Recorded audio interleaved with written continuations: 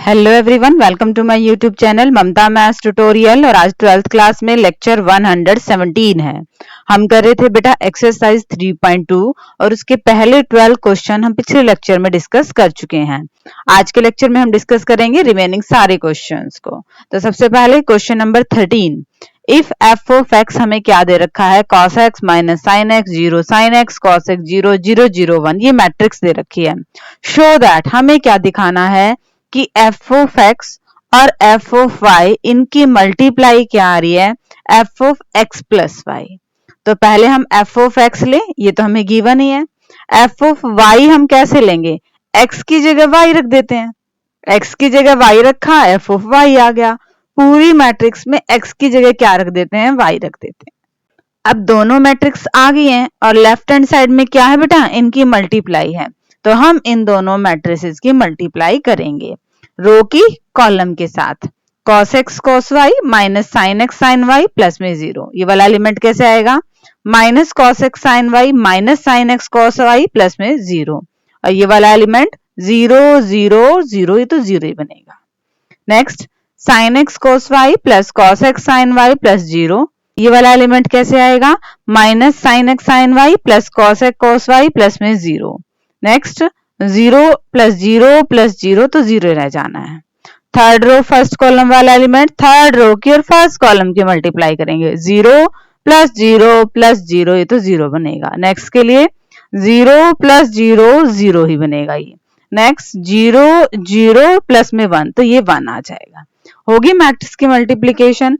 अब देखिए यहाँ पे हम फॉर्मूले लगाएंगे, cos x cos y minus sine x sine y, ये किसका फॉर्मूला है बेटा, cos x प्लस वाई का है। ठीक है, माइनस कॉमन ले सकते हैं दोनों में से ही। cos x sine y plus sine x cos y, ये किसका फॉर्मूला है, साइन x प्लस वाई का फॉर्मूला है। Sine x cos y plus cos x sine y, ये साइन x प्लस वाई का ही फॉर्मूला है। ये क्या है आपके पास, इस फॉर्मूले को हम ऐसे पढ़ सकते हैं, cos x cos y minus sin x sin y, ये हमारे पास cos x प्लस y का फॉर्मूला। यानी कि इन दोनों की मल्टीप्लाई इसके बराबर आ गई है, हमें इसके बराबर दिखाने दे। देखें जरा f of x plus y बनेगा क्या, x की जगह क्या रख दो बेटा, x प्लस y रख दो, cos x plus y minus में sin x प्लस y और 0, sine x plus y cos x plus y और 0 0 0 1, ये वाली मैट्रिक्स बनेगी। ये वाली मैट्रिसेस यही तो है, ध्यान से देखे तो यानी कि हमारी लेफ्ट हैंड साइड किसके इक्वल आ गई बेटा, राइट हैंड साइड के आ गई, और यही हमें शो करना था, दिखाना था। सिंपली हमने क्या किया, f ऑफ x और f ऑफ y लिए, इन दोनों की मल्टीप्लाई की, तो हमारे पास क्या आ गई बेटा, राइट हैंड साइड आ गई। यहाँ पे मेन चीज आपको ये फॉर्मूले अच्छे से आने चाहिए कि cos x plus y sin x plus वाई ये किसके बराबर होते हैं, ताकि हम इनकी वैल्यू को रिप्लेस कर पाए। डिस्कस करते हैं बेटा अब नेक्स्ट सम को। Question number 14 first part, show करना, हमें दिखाना है कि इन दोनों मैट्रिसेस की मल्टीप्लाई इन दोनों मैट्रिसेस की मल्टीप्लीकेशन के बराबर नहीं आएगी। तो पहले हम इन दोनों की मल्टीप्लाई कर दें, रो की और कॉलम की। 10 माइनस में 3 7 आएगा, 5 माइनस में 4 1 आएगा, 12 प्लस में 21 33 आएगा, 6 प्लस में 28 34 आएगा। इन दोनों मैट्रिसेस की मल्टीप्लाई करेंगे, 5 2 जा 10 और 6 16 आएगा, माइनस का 2 प्लस का 7 5 आएगा, 15 प्लस 24 39 आएगा, माइनस का 3 और प्लस का 28 25 आएगा। दोनों इक्वल नहीं है और यही हमें शो करने थे। अब डिस्कस करते हैं इसी क्वेश्चन के सेकंड पार्ट को। सेकंड पार्ट हमें शो करना है कि इन दोनों मैट्रिसेस की मल्टीप्लाई और इनको इंटरचेंज कर दें तो इन दोनों मैट्रिसेस की मल्टीप्लाई बराबर नहीं आएगी। पहले हम लेफ्ट हैंड साइड लेते हैं, दो मैट्रिसेस की मल्टीप्लाई कैसे करेंगे, रो की और कॉलम की। -1 प्लस 0 प्लस 6, ये क्या आएगा बेटा 5, 1 माइनस 2 प्लस में 9, क्या आएगा 8, 0 प्लस 2 प्लस 12, ये 14 आएगा, 0 प्लस 0 प्लस 0, ये तो 0 ही रह जाना है, 0 माइनस 1 प्लस 0, ये माइनस 1 आ जाएगा, 0 प्लस 1 प्लस में 0, ये 1 ही रहना है, -1 प्लस 0 प्लस 0, ये -1 रहेगा, 1 माइनस 1 प्लस 0, ये तो 0 बन गया है, 0 प्लस 1 प्लस 0, ये 1 बन गया है। इन दोनों मैट्रिसेस की मल्टीप्लाई ये आई है बेटा। अब राइट हैंड साइड वाले दोनों मैट्रिसेस मल्टीप्लाई कर दो। रो और कॉलम की मल्टीप्लाई करेंगे तो हमें ये मैट्रिसेस मिलेगा। अब ध्यान से देखो तो ये दोनों क्या है, इक्वल नहीं है, और यही हमें दिखाना था कि ये दोनों इक्वल नहीं है। अब डिस्कस करते हैं बेटा क्वेश्चन नंबर 15 को। क्वेश्चन नंबर 15, फाइंड ए स्क्वायर माइनस में 5a प्लस में 6i इफ a। अगर a की वैल्यू ये है तो इस सारे की वैल्यू हमें निकालनी है। तो पहले हमें क्या चाहिएगा बेटा, ए स्क्वायर चाहिएगा। ए स्क्वायर कब आएगा, जब ए मैट्रिसेस की ए मैट्रिसेस से मल्टीप्लाई होगी। ए की ए से मल्टीप्लाई कर दी, दो मैट्रिक्स की मल्टीप्लीकेशन करनी हमें आती है और ये आ जाएगा ए स्क्वायर। 5a ये भी निकाल दें, 5 और a की मल्टीप्लाई कर देते हैं। ये स्केलर मल्टीप्लाई है, इसका मतलब हर एक एलिमेंट से इसकी मल्टीप्लाई होगी। वैल्यू रखे जरा, a square 5 minus 1 2, 9 minus 2 5, 0 minus 1 minus 2, minus में 5a की वैल्यू रखते हैं 10 0 5, 10 5 15, 5 माइनस 5 और 0, प्लस में 6i की वैल्यू क्या होगी बेटा 6, और i मैट्रिक्स आइडेंटिटी मैट्रिक्स है, ये 3/3 की है तो आइडेंटिटी भी हम लेंगे 1 0 0 0 1 0 0 0 1 ये वाली। तो जब इसकी 6 से मल्टीप्लाई करेंगे स्केलर मल्टीप्लीकेशन, ये क्या बनेगा 6 0 0 0 6 0 और 0 0 6। अब इनको हम सोल्व करेंगे। हमें पता है कि जब हमें मैट्रिसेस को जोड़ना हो या घटाना हो तो हम कॉरस्पॉन्डिंग एलिमेंट्स को लेके चलते हैं। 5 माइनस 10 प्लस 6, 11 में से 10 गए 1, माइनस का 1 माइनस का 0 प्लस का 0, तो ये तो माइनस का 1 ही रहेगा। 2 माइनस का 5 प्लस का 0, ये माइनस का 3 आएगा। 9 माइनस 10 प्लस 0 माइनस 1 बनेगा। माइनस 2 माइनस 5 प्लस 6, ये माइनस 1 बनेगा। 5 माइनस 15, ये तो 0 है, माइनस का 10 बनेगा। 0 माइनस का 5 प्लस का 0, तो यहाँ पे माइनस का 5 आएगा। माइनस 1 प्लस 5, तो ये 4 बनेगा। माइनस 2, ये 0 प्लस का 6, ये क्या आएगा बेटा 4 आएगा। हमें इसकी वैल्यू ही निकालनी थी और ये है हमारी रिक्वायर्ड वैल्यू। बिल्कुल आसान क्वेश्चन है बेटा। ए मैट्रिक्स हमें दे रखा है तो हमने ए स्क्वायर निकाल दिया, यहाँ पे ए की वैल्यू रख दी, यहाँ पे आइडेंटिटी मैट्रिक्स की वैल्यू रख दी, सिंप्लीफाई करते ही रिक्वायर्ड आंसर आ गया। इसी तरह का हमारा नेक्स्ट क्वेश्चन है, डिस्कस करते हैं बेटा क्वेश्चन नंबर 16 को। क्वेश्चन नंबर 16 देखिए बेटा, इफ ए हमारे पास मैट्रिक्स गिवन है, प्रूव दैट, हमें क्या प्रूव करना है, A cube minus 6a square plus 7a plus 2i, ये सारा किसके बराबर आएगा 0 के बराबर, मतलब 0 मैट्रिक्स के बराबर। तो हमें इनकी वैल्यू चाहिएगी। आइडेंटिटी मैट्रिक्स, यहाँ पे आइडेंटिटी मैट्रिक्स हमें ऑर्डर 3 की लेनी पड़ेगी। ए की वैल्यू हमें गिवन है, हमें ए स्क्वायर और ए क्यूब की वैल्यू चाहिए, तो पहले हम ए स्क्वायर निकाल लें। ए मैट्रिसेस की ए मैट्रिसेस से ही मल्टीप्लाई, दो मैट्रिक्स हैं, मल्टीप्लीकेशन करनी हमें आती है और ये आ जाएगी हमारे पास ए स्क्वायर की वैल्यू। अब ए क्यूब की वैल्यू यानी कि इसकी दोबारा से ए मैट्रिक्स से मल्टीप्लाई कर दो, तो ए स्क्वायर की हमने ए से मल्टीप्लाई कर दी। मल्टीप्लीकेशन के हम सम बहुत सारे कर चुके हैं और अब आपको ये बहुत अच्छे से आ जाने चाहिए। इस मैट्रिसेस को सिंप्लीफाई करेंगे तो हमें ए क्यूब की वैल्यू मिल जाएगी। अब सारी वैल्यूज को यहाँ रिप्लेस कर देंगे और देखेंगे कि क्या वो 0 के बराबर आ रहा है या नहीं आ रहा है। देखिए आगे का कैलकुलेशन पार्ट। नाउ हमें वैल्यू किसकी निकालनी है, सारे की वैल्यू निकालनी है। हमने ए क्यूब की वैल्यू रख दी है, माइनस का 6 ए स्क्वायर की वैल्यू रख दी है, प्लस का 7 ए की वैल्यू रख दी है और प्लस का 2 आइडेंटिटी की वैल्यू रख दी है। पहले हम इनको सॉल्व कर ले। स्केलर मल्टीप्लाई है, हर एक एलिमेंट से मल्टीप्लाई होगी।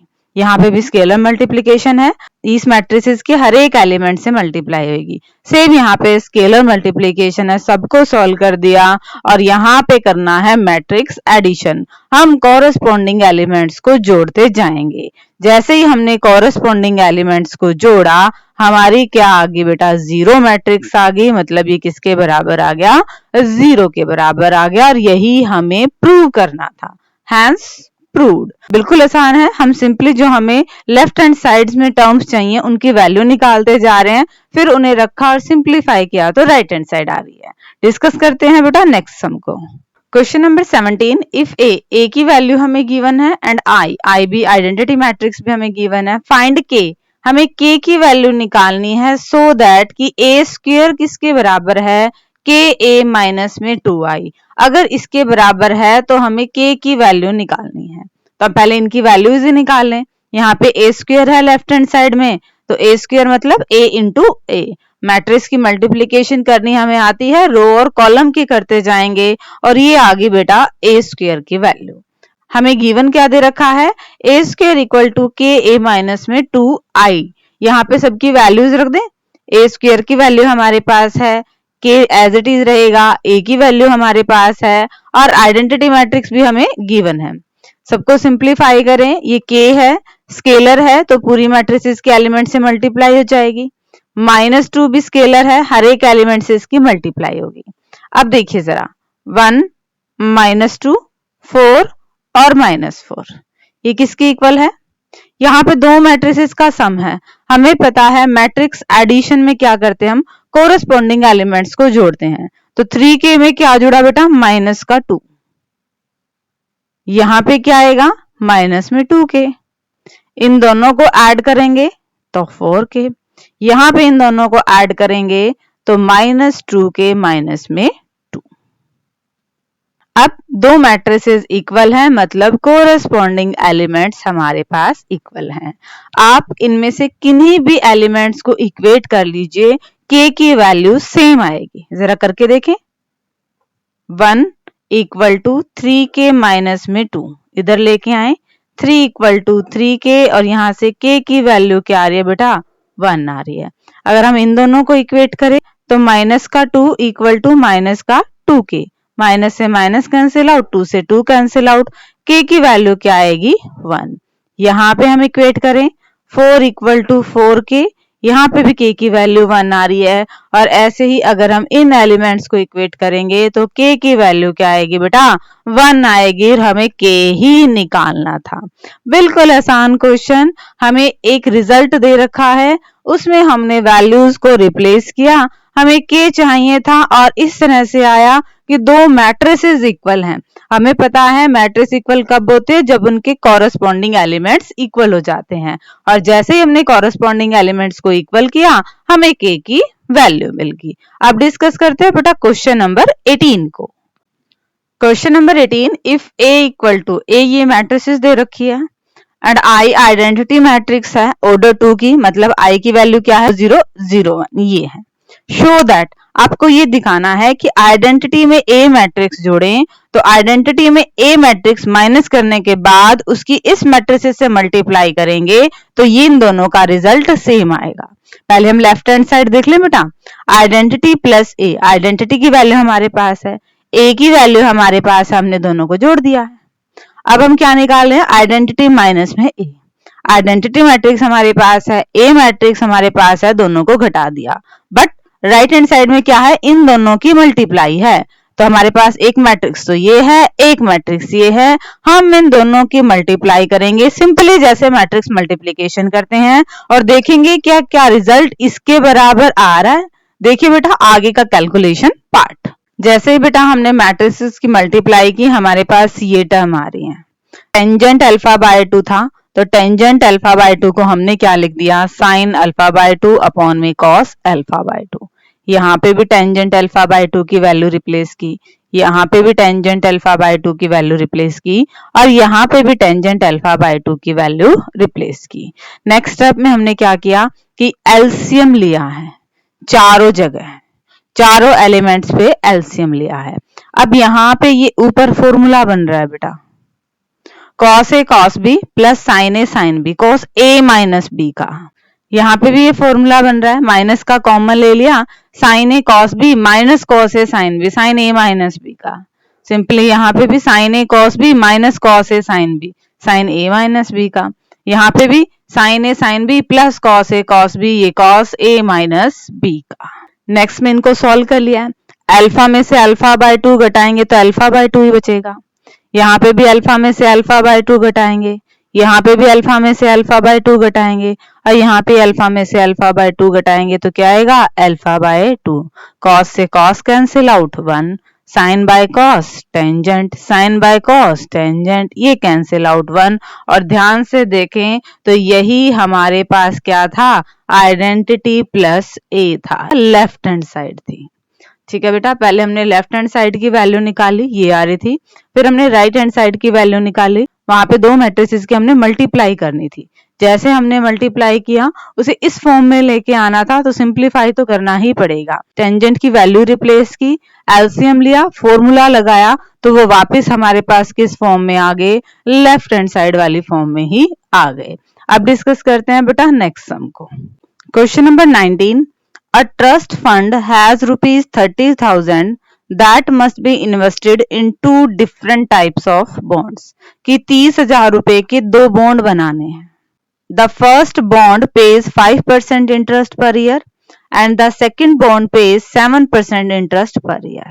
अब जो 30,000 के हमने दो बॉन्ड बनाए, पहले बॉन्ड पे हमें मिलेगा 5% की रेट से ब्याज और दूसरे पे मिलेगा हमें 7% की रेट से ब्याज। यूजिंग मैट्रिक्स मल्टीप्लीकेशन, जैसे हम मैट्रिसेस की मल्टीप्लाई करते हैं उसका आपने यूज करना है। Determine how to divide rupees 30,000 among the two types of bond, कि 30,000 को किस तरह से दो बॉन्ड में डिवाइड किया जाए। If the trust fund must obtain an annual total interest of rupees 1800, कि जो हमें टोटल इंटरेस्ट मिले वो 1800 रुपए मिले। पहले तो हम देख ही लेते हैं कि इंटरेस्ट कितना मिलेगा। अब 30,000 के हमें दो टुकड़े करने हैं, एक को हमने x मान लिया तो दूसरा हमारे पास क्या बनेगा, 30,000 माइनस x। इसे मैट्रिक्स की फॉर्म में लिख दिया हमने। अब रेट की बात करें, रेट हमारे पास क्या है, 5% और 7%। अब ये हमने रो के अकॉर्डिंग लिखा है तो उसको हम कॉलम के अकॉर्डिंग लिख ले। 5% है तो 5/100, 7% है तो 7/100। अब हमने क्या निकालना है, इंटरेस्ट निकालना है हमने कि कितना आएगा। अब इंटरेस्ट तो हमारे पास बेटा सिंगल डिजिट आएगी, यानी कि 1 into 1 की आनी चाहिए।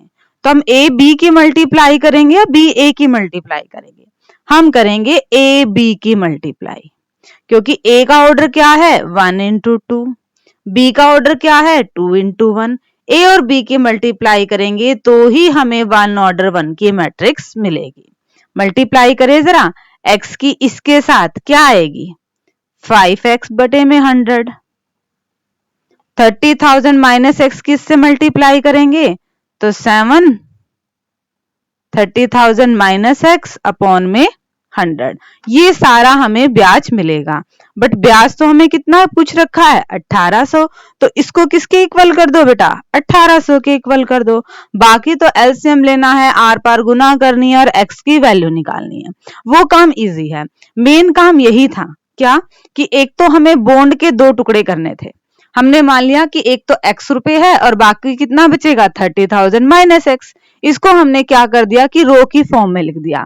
आप कॉलम की फॉर्म में भी लिख सकते हैं, बट फिर इंटरेस्ट वाले को आपकी रो बनाना पड़ेगा। ठीक है, तो हमने इसको रो की फॉर्म में लिख दिया। इंटरेस्ट है 5% और 7%, उसकी हमने बी मैट्रिक्स मान ली और इसे हमने कॉलम की फॉर्म में लिख दिया। अब दोनों मैट्रिक्स इसकी मल्टीप्लाई करनी है और टोटल इंटरेस्ट बताना है। अब टोटल इंटरेस्ट तो हमारे पास एक सिंगल एलिमेंट हो गया ना, यानी कि एक ही रो है और एक ही कॉलम है, तो यहां से हमें पता चला कि हमें ए मैट्रिक्स की बी के साथ मल्टीप्लाई करनी है। दोनों मैट्रिसेस की हमने मल्टीप्लाई कर दी तो हमें ये सिंगल एलिमेंट मिला, ये हमारा इंटरेस्ट है, ब्याज है। बट हमें कितना इंटरेस्ट चाहिए था बेटा 1800 रुपए, तो इसको किसके बराबर रख दिया 1800 के। अब हम इसको सिंप्लीफाई करते हैं और देखते हैं कि x की वैल्यू क्या आती है। ये आई थी हमारे पास मैट्रिक्स की मल्टीप्लाई, यहाँ पे इन्होंने एलसीएम ले लिया और x वाली टर्म को सिंप्लीफाई कर दिया, ये आ गई ए बी। बट ये किसके बराबर होनी चाहिए 1800 के बराबर। यहाँ पे आर पार गुना की है, x की टर्म एक तरफ, रिमेनिंग टर्म एक तरफ, और यहाँ से x की वैल्यू क्या आई है बेटा 15,000। यानी कि जो दो हिस्सों में डिवाइड करना है ना वो 15,000 रुपए, और दूसरा भी क्या बनेगा बेटा 15,000 रुपए, क्योंकि टोटल अमाउंट कितना है हमारे पास 30,000 रुपए। ठीक है, ये तो बाकी वाला पार्ट तो बिल्कुल इजी था, मेन काम हमारा वही था रो और कॉलम वाला। डिस्कस करते हैं इसी क्वेश्चन के बी पार्ट को। बी पार्ट में क्या है, एनुअल इंटरेस्ट अब 2,000 रुपए होना चाहिए, पहले 1,800 था अब 2,000 होना चाहिए। बाकी तो काम वही है, इंटरेस्ट हम निकाल चुके हैं, इसको 2,000 के बराबर रख दो, आर पार गुना करेंगे, एक्स एक तरफ बाकी सारा एक तरफ, तो एक्स की वैल्यू क्या आएगी 5,000। तो पहला बॉन्ड तो आएगा 5,000 रुपए का, और दूसरा बॉन्ड बनेगा बेटा 25,000 रुपए का। 30,000 में से घटा दिए ना, तो इस तरह से हमारे ये दो बॉन्ड बनेंगे। डिस्कस करते हैं बेटा नेक्स्ट सम को। Question number 20. The bookshop of a particular school has 10 dozen chemistry books, 8 dozen physics books and 10 dozen economics books. की बुक्स इस तरह से हैं, 10 दर्जन हैं तो कितनी बनेंगी 120 बुक की बनेंगी, 8 दर्जन है फिजिक्स की तो 96 बनेंगी, और 10 दर्जन है तो 12 से गुना करेंगे 120। अगेन इनको हमने क्या कर दिया, रो मैट्रिक्स की फॉर्म में लिख दिया। अब इनके सेलिंग प्राइस भी हैं 80, 60 और 40, इनको किस में लिख दें, कॉलम में लिख दें। हमें टोटल अमाउंट चाहिए है तो हम इन दोनों की क्या करेंगे, मल्टीप्लाई कर देंगे। अब मल्टीप्लाई हम ए की बी से करेंगे या बी की ए से करेंगे, ये हमें मैट्रिक्स बता देगा। क्या क्या कि हमें टोटल अमाउंट चाहिए, अमाउंट तो एक ही होएगा, यानी कि एक ही रो हो एक ही कॉलम हो, यानी कि हमें 1 बाय 1 की मैट्रिक्स चाहिए। और 1 बाय 1 की मैट्रिक्स कब आएगी, जब हम ए की बी से मल्टीप्लाई करेंगे। जैसे हम इनकी मल्टीप्लाई करेंगे हमें हमारा रिक्वायर्ड अमाउंट मिल जाएगा, 20,160 रुपए टोटल अमाउंट मिलेगा इन सारी बुक्स को बेच करके। सिंपली बिल्कुल पिछले वाले क्वेश्चन की तरह ही बुक्स की क्वांटिटी दे रखी थी डजन में, तो इसे सीधा सीधा नंबर्स में लिख लिया, एक डजन में 12 बुक्स होती हैं मल्टीप्लाई करके। फिर इनके सेलिंग प्राइस भी दे रखे थे, मैट्रिक्स अलजेब्रा यूज करना था, मैट्रिक्स मल्टीप्लाई हमने कर दिया, जैसे मल्टीप्लाई कर दिया हमें मिल गया टोटल अमाउंट। डिस्कस करते हैं बेटा नेक्स्ट सम को। नेक्स्ट जो हमारे पास क्वेश्चन नंबर 21 और 22 है, उन दोनों के लिए ये स्टेटमेंट दे रखी है। क्या, assume x, y, z, w, p are matrices of order। x जो मैट्रिक्स है वो 2 by n ऑर्डर की है, y जो मैट्रिक्स है वो 3 by k ऑर्डर की है, z जो मैट्रिक्स है वो हमारे पास 2 by p ऑर्डर की है, w matrix n by 3 order की है, और p matrix p by k order की है।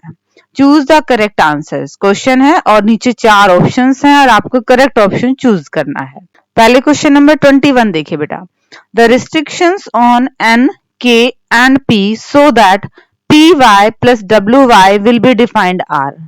भाई py plus wy डिफाइंड होगा तब n, k और p पे क्या क्या रिस्ट्रिक्शंस होनी चाहिए, k की वैल्यू 3 और p और n इक्वल होने चाहिए, या फिर k इज आर्बिट्रेरी, k की कुछ भी वैल्यू हो सकती है बट p की वैल्यू 2 होनी चाहिए, p इज आर्बिट्रेरी, p की वैल्यू कुछ भी हो सकती है बट k की वैल्यू 3 होनी चाहिए, k की वैल्यू 2 और p की वैल्यू 3। इन चारों ऑप्शंस में कौन सा ऑप्शन करेक्ट रहेगा, किसके लिए, हमारा py प्लस wy डिफाइंड हो।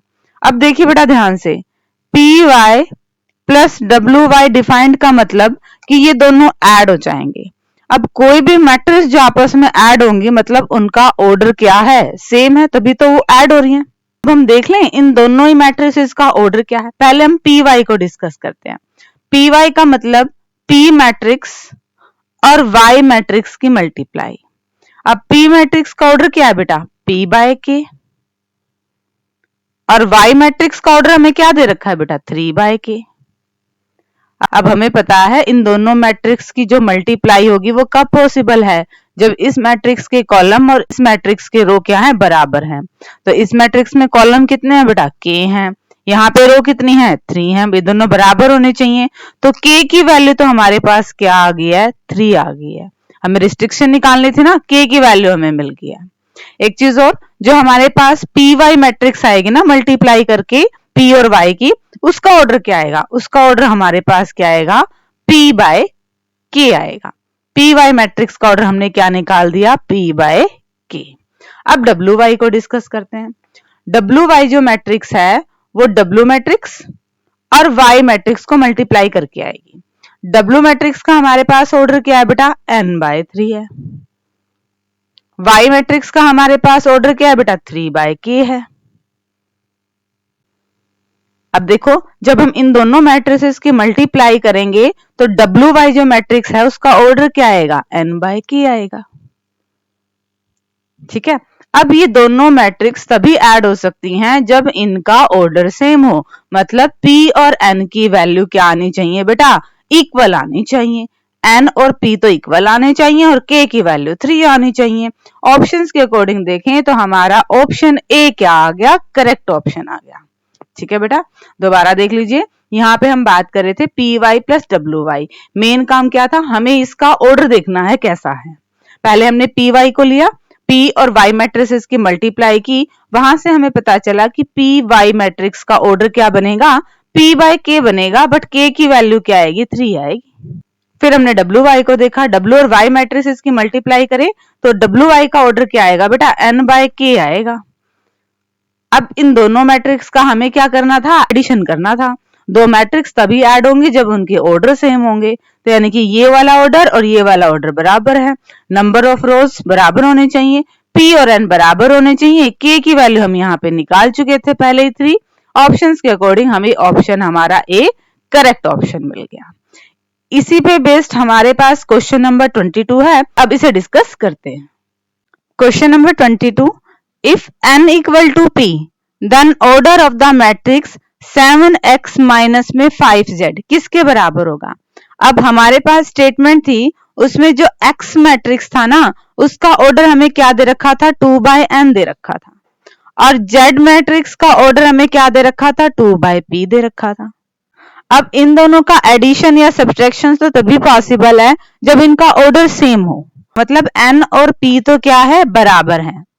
रो हमारे पास 2 ही रहनी है, तो ऑप्शंस के अकॉर्डिंग देख लो बेटा, रो 2 किस में है, इसमें है, तो हमारा ऑप्शन बी क्या आ जाएगा, करेक्ट ऑप्शन आ जाएगा। दोबारा देख लीजिए क्या दे रखा है, हमें ऑर्डर बताना है 7x माइनस 5z का क्या होगा। x मैट्रिक्स का ऑर्डर है 2/n का, ये हमें स्टार्टिंग में गिवन था, तो 7x का भी तो यही ऑर्डर रहेगा। 5z, z मैट्रिक्स का ऑर्डर अगर ये है तो इसकी -5 से मल्टीप्लाई करेंगे तब भी ऑर्डर यही रहेगा, और दोनों को हम ऐड करेंगे। एडिशन कब पॉसिबल है, जब दोनों का ऑर्डर सेम हो, मतलब रो तो दोनों में 2 ही आएंगी, और 2 रो और किसी में नहीं है, बी ऑप्शन में है। यहां से हमें हमारा करेक्ट ऑप्शन मिल रहा है। ठीक है बच्चे, इसी के साथ आपकी एक्सरसाइज कंप्लीट होती है। होप कि आपको सारे क्वेश्चन अच्छे से समझ में आ गए होंगे। डिस्क्रिप्शन में से बेटा नोट्स ले लेना, and thank you everyone for watching my video.